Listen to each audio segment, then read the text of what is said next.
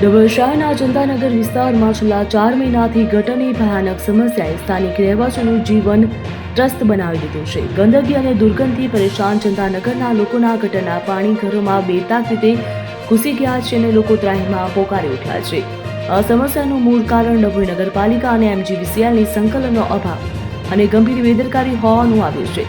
ગટર લાઇનમાં MGVCLના મોટા વાયરોનો અવરોધ લાંબા સમય સુધી સમસ્યાનો ઉકેલ ન આવવા તેમજ આખરે ડભોઈ નગરપાલિકા દ્વારા બહારના વિશેષજ્ઞ કર્મચારીઓને બોલાવીને ગટરની સફાઈનું કામ શરૂ કરાવવામાં આવ્યું હતું.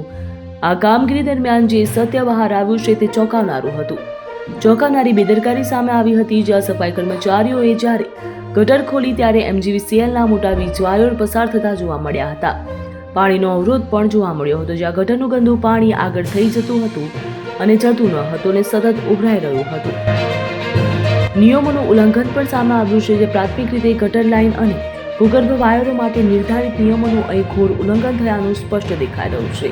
લોકો 4 મહિનાથી પરેશાન થઈ ગયા છે. ગંદુ પાણી ઘરોમાં નગરપાલિકાની ભૂલ અને MGVCLની બેદરકારીના કારણે સંયુક્ત પરિણામના કારણે જનતાનગરના રહીશોને છેલ્લા 4 મહિનાથી ભયંકર યાતના વેઠવાનો વારો આવ્યો છે અને અનેક રહેવાસીઓના ઘરોમાં પાણી બેક મારી રહ્યા છે. રોગચાળાનો ભય પણ લોકોને સતાવી રહ્યો. ગંદકી અને દુર્ગંધના કારણે વિસ્તારમાં જીવજંતુઓનો ઉપદ્રવ વધ્યો હતો. વરસાદી માહોલ ન હોવા છતાં પણ આ ગંદા પાણીના ભરાવાના કારણે મેલેરિયા, ડેન્ગ્યુ અને પેટના રોગો જેવા ગંભીર રોગચાળો પણ ફાટી નીકળવાનો ભય સતાવી રહ્યો છે, જે આરોગ્ય ઉપર અસર પણ જોવા મળી રહી. દુર્ગંધના કારણે શ્વાસ લેવામાં તકલીફ પડી રહી છે. ખાસ કરીને બાળકો અને વૃદ્ધાનો અવસ્થામાં ગંભીર અસર પણ જોવા મળી રહી છે. તાત્કાલિક પગલાં લેવાની માંગ જનતાનગરના વિસ્તારના લોકો હવે આ સમસ્યાનો કાયમી અને વહેલી તકે નિકાલ આવે તેવી માંગ કરી રહ્યા.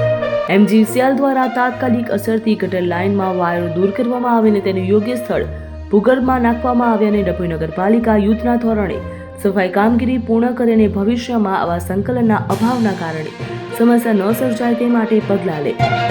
સત્તાધીશો દ્વારા જવાબદાર સામે યોગ્ય કાર્યવાહી કરવામાં આવે, જેથી સરકારી વિભાગોની બેદરકારીનો ભોગ સામે જનતાને બનવું ન પડે.